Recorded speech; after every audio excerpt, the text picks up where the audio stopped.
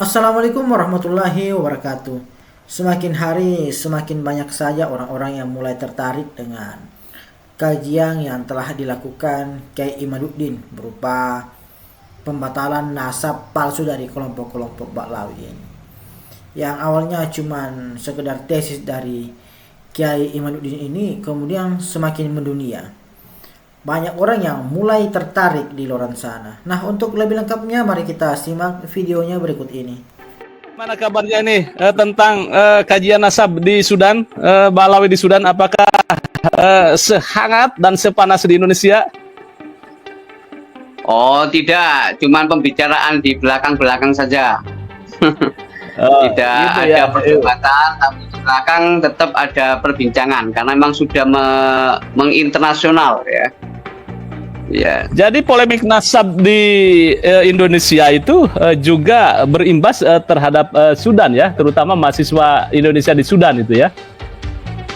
ya, ya termasuk para diantaranya ada diplomat dan lain-lain juga mengikuti perkembangan itu, membaca Wow. perdebatan nasab Alawi yang di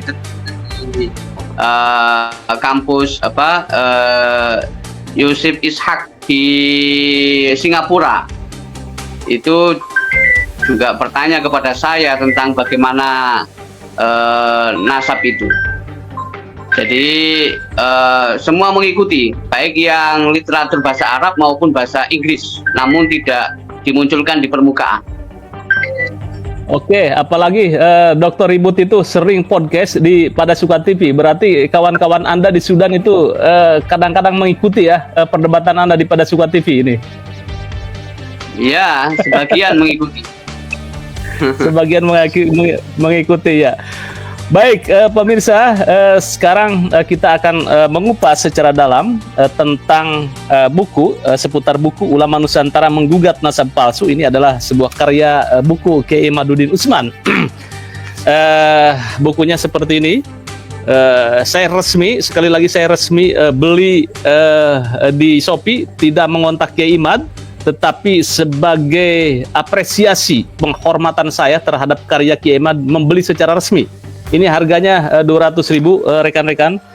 Dan setelah saya baca, ini belum semuanya, ternyata memang satu persatu Kiai Imad itu menjawab buku yang diterbitkan oleh Hanif Alatas dan kawan-kawan, yaitu bagian 1 Ulama Nusantara Menggugat Nasab Palsu, menjawab prolog buku Hanif Alatas, kemudian menanggapi kata pengantar Ahmad Sa'dullah Abdul Alim dari Pasuruan, kemudian menanggapi kata pengantar Muhammad Najih Sarang, menanggapi kata pengantar Abdul Muhtar Sukabumi. Jadi semua pengantar ya, kata pengantar yang ada di bukunya Hanif Alatas dan kawan-kawan, dia tanggapi satu persatu, kemudian juga masuk ke bab lainnya. Secara spesifik dan secara tuntas Kiai Imad ini memaparkan di sini sampai beberapa metode. Ini ada sekitar 600 ini ya sekitar 688, berarti dengan yang lainnya 691 halaman.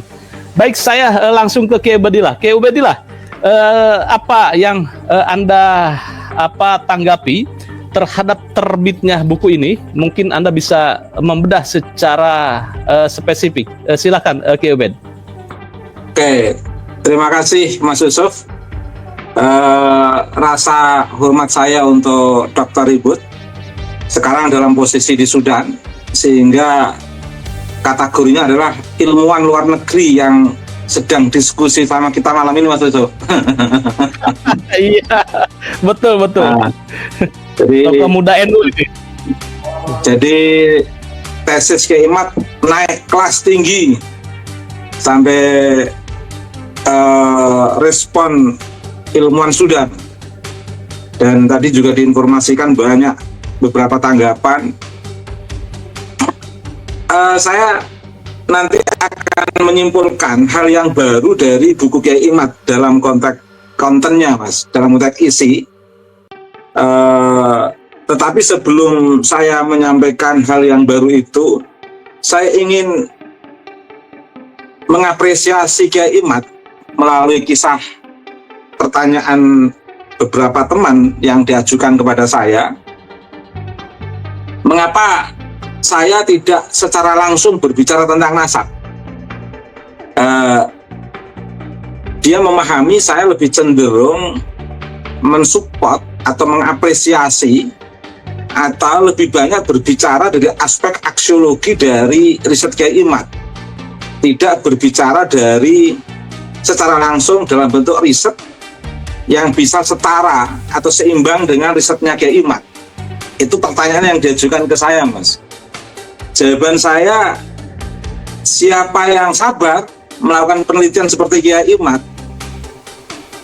Karena dalam kondisi apapun, pekerjaan akademik yang dilakukan oleh Kiai Imad itu adalah pekerjaan yang sangat melelahkan, Mas. Nah, mengapa saya katakan sangat melelahkan? Karena ada beberapa hal yang memang agak rumit secara psikologis kaitannya dengan pihak-pihak terkait. Tidak hanya pure penelitian yang bersifat akademik. Contoh misalnya begini, ketika kita ditanya oleh seseorang, mana bukti pembatalan pada abad ketiga 4, 5, 6, 7, 8. Nah, itu kan rumit bagi saya menjawab, Mas. Saya tidak akan merasa sabar jawab itu. Karena bagaimana kita akan bisa menunjukkan bukti pembatalan pada saat itu belum ada pengakuan misalnya, belum ada pernyataan, belum ada pengakuan, dan tidak pernah muncul sebuah pengakuan itu misalnya. Kalau tiba-tiba kita dituntut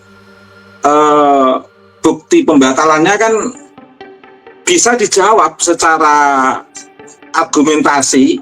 Bagaimana mungkin kita membuktikan pembatalan uang pernyataannya saat itu tidak ada? Mereka akan balik berargumentasi secara kekanak-kanakan. Ini kan rumit menghadapi human interest seperti ini itu, Mas. Nah, misalnya ada sebuah pengakuan terkait dengan ada pernyataan misalnya tidak ditemukan bukan berarti tidak ada. Ini sebenarnya kan bisa saja sesuatu itu tidak ditemukan bukan berarti tidak ada. Tetapi ketika saya harus melakukan penelitian, ini mukadimah terakhir saya, Mas. Tetapi kalau saya melakukan penelitian kan jadi problem. Mengapa? Tidak ditemukan bukan berarti tidak ada, itu memang benar. Tapi yang menjadi problem adalah itu karena diada-adakan itu. Nah, ketika kita harus mendiskusikan hal-hal yang sepele seperti ini kan jadi bikin support jantung, Mas. Karena harus berhadapan dengan apologetik atau alibi-alibi yang bersifat tidak akademik hanya karena ingin mengarah pada glorifikasi dan interpolasi ini. Dan masih banyak lagi, Mas. Termasuk lagi yang terakhir misalnya, mereka kan berbicara sejarah, tetapi menafikan bukti sezaman. Bahkan ada konon orang yang secara akademik spesifikasinya di sejarah hanya karena ingin membela kenasaban klan Ba'alwi supaya terkonfirmasi ke Nabi, mereka sampai menafikan bukti sezaman. Ini kan bikin support jantung, Mas. Makanya saya kalau berbicara kenasaban, mengapa tidak secara langsung meneliti kenasaban? Karena ada hal-hal yang memang bikin support jantung kalau kita melakukan penelitian, berhadapan dengan orang-orang yang notabene berbicara sejarah tapi menolak bukti sezaman misalnya. Nah, Kiai Imad itu sangat sabar sekali, Mas. Beliau sosok peneliti yang betul-betul tepat mengambil titik ontologisnya. Sesuatu yang harus diteliti itu betul-betul dipertanggungjawabkan secara epistemologi oleh Kiai Imad. Nah, buku yang dibuat oleh Kiai Imad yang terdiri dari 16 halaman lebih itu betul-betul menjawab seperti yang dikatakan oleh Mas Yusuf secara rinci dari awal sampai akhir, bahkan tidak tanggung-tanggung. pengantar di buku Hanif Alatas dan kawan-kawan itu yang terdiri dari beberapa pengantar itu betul-betul juga dijawab oleh Kiai Imad. Sampai pengantar pun dijawab oleh Kiai Imad. Karena memang di beberapa pengantar buku Hanif Alatas DKK itu ada banyak masalah yang memang harus ditanggapi oleh Kiai Imad. Sebenarnya sepele, tapi kalau itu tidak ditanggapi nanti akan menjadi satu pembenaran yang di situ akan terjadi common sense yang justru menyesatkan. Nah, Kiai Imad itu dalam rangka menolak tulisan-tulisan yang ramai yang ditulis oleh 8 orang itu, bagaimana supaya tidak menjadi common sense, sebagaimana common sense-nya Nasab Ba'alwi sebelum ada tesis Kiai Imad yang justru dalam tanda kutip merusak sejarah peradaban Islam, itu betul-betul sudah diantisipasi oleh Kiai Imad. Sekali melangkah tidak akan pernah mundur, dan sekali melangkah 2-30 terlampaui. Sehingga hal-hal yang memungkinkan akan menjadi common sense, pembenaran publik, itu dijawab oleh Kiai Imad dengan penuh kesabaran. Saya sebagai penulis Mas Yusuf, itu kalau menjawab pengantar-pengantar seperti itu mungkin saya nggak akan sabar, Mas. Tapi oleh Kiai Imad sabar sekali. Dari beberapa pengantar itu dijawab oleh Kiai Imad dengan penuh sabar, dan bahkan yang menarik dari seluruh tulisan yang ada di Hanif Alatas dan kawan-kawan itu dijawab secara epistemologis oleh Kiai Imad. Dan pembaca nanti kalau sudah punya buku bisa menyaksikan hampir semua tulisan Kiai Imad itu betul-betul berbasis epistemologi yang matang. Epistemologi yang matang berbasis teks. Selain teks juga berbasis data empiris dan rasional. Dan teks yang ditulis oleh Kiai Imad itu memiliki keberlangsungan pengetahuan, memiliki keberlangsungan pengetahuan dari sumber asal. Dalam posisi apapun, menulis sejarah itu tidak terlepas dari sumber asal. Kalau sumber asalnya itu terdistorsi oleh sejarah baru yang mencoba mendistorsi sejarah sumber asal, itu nanti akan kelihatan. Dan Kiai Imad betul-betul mengambil dari sumber asal abad ke-3-4 Hijriah, dirutut dalam konteks ilmu kesejarahan, sehingga dia tahu pada abad 9 sebanyak apapun karya itu, bahkan yang disebutkan oleh Hanif Alatas sampai 140 berapa buku itu, kalau itu ditulis hanya pada abad 9, mengacu pada abad 9, sama halnya bohong. Karena abad 9 itu justru menjadi bendungan yang tidak sehat dalam kajian sejarah ketika akan menjangkau abad ketiga atau 4 atau 4, katakan begitu. Sehingga abad 5, 6, 7, 8 itu juga akan terputus karena dibendung oleh abad ke-9. Nah, awal mula interpolasi dan glorifikasi itu kan munculnya pada abad 9.